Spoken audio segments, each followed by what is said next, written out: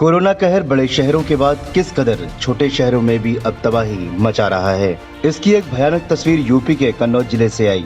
यहाँ सरकारी आंकड़ों में लोगों की मौतों की संख्या भले ही 2 से 5 प्रतिदिन दिखाई जा रही है, लेकिन इसकी हकीकत शमशान घाटों में एक के बाद एक जलती चिताओं को देखकर लगा सकते हैं। रोज बड़ी संख्या में शवों का अंतिम संस्कार किया जा रहा है। 18 अप्रैल से पहले इन शमशान घाटों पर 18 से 20 शव अंतिम संस्कार के लिए आते थे, लेकिन 18 अप्रैल के बाद अचानक 50 से ज्यादा शव रोज अंतिम संस्कार के लिए आ रहे हैं।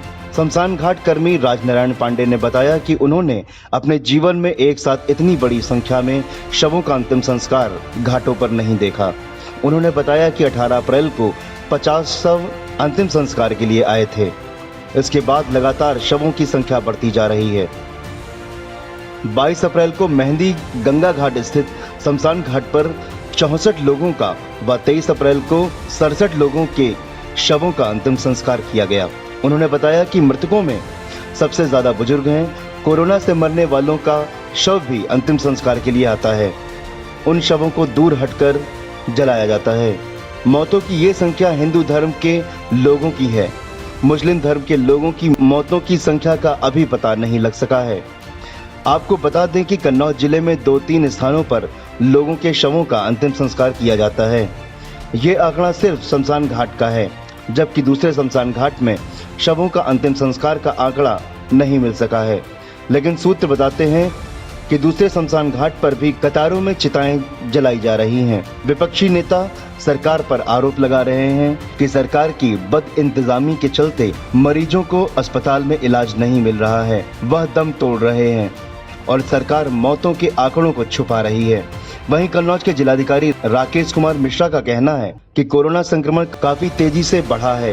कोरोना के साथ साथ अन्य बीमारियों से भी लोगों की मौत होती रहती है। उनकी निगरानी में टीम मुस्तैद है, वह लगातार हालात पर नजर बनाए हुए है। 18 तारीख में 50 थे और इसके बाद बढ़ते गए, घटा रही है। कारण का यही बीमारी, बुखार जुकाम वाला यही सब हो रहा है, इसी का है। सब बुजुर्ग ज़्यादा हैं, कोई नहीं वही 60 साल के ऊपर 55-60-55। सिस्टम पूरा फेल हो गया है। सरकार आंकड़े छिपा रही है। अब तो हालात ये हैं, आप चले जाएं राजघाट पे, जहाँ देखें शवों के जलाने के लिए जगह नहीं मिल रही है। यहाँ तो जो मेडिकल कॉलेज में 2, 4, 5 मरते हैं वो ओपन किए जाते हैं। पूरा सिस्टम फेल हो गया, लोग तड़प रहे हैं। गैस है, ऑक्सीजन गैस है नहीं। अब क्या किया जाए? प्रशासन के लोग चुनाव कराने में मस्त हैं। जब हमने पूछा परसों जाके, एक जवान बेटा खत्म हुआ, उसकी माँ के सामने डॉक्टरों को बुलाते रहे, डॉक्टर आए नहीं। पूछा, जब बात की आला अधिकारियों से, कहा चुनाव के ड्यूटी पे। 22 तारीख को हम बात कर रहे हैं, चुनाव 19 तारीख को हुआ है।